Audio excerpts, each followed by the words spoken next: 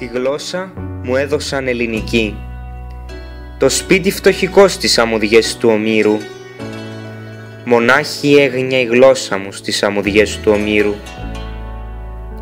Εκεί σπάρι και πέρκες, ανεμόδαρτα ρήματα, ρεύματα πράσινα μες στα γαλάζια, όσα είδα στα σπλάχνα μου να ανάβουνε, σφουγγάρια, μέδουσες, με τα πρώτα λόγια των σιρήνων, όστρα καρόδινα με τα πρώτα μαύρα ρίγη.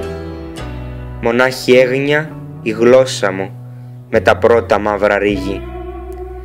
Εκεί ρόδια, κηδόνια, θεοί μελαχρινοί, θείοι και εξάδελφοι, το λάδι αδειάζοντας μες στα πελώρια κιούπια, και πνοές από τη ρεματιά ευωδιάζοντας λιγαριά και σχήνο.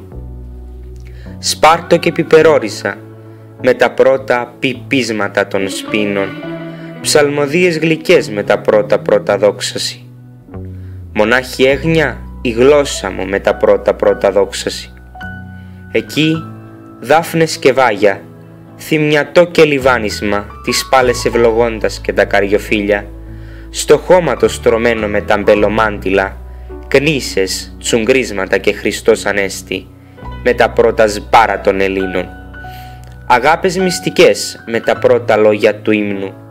Μονάχη έγνοια η γλώσσα μου με τα πρώτα λόγια του ύμνου.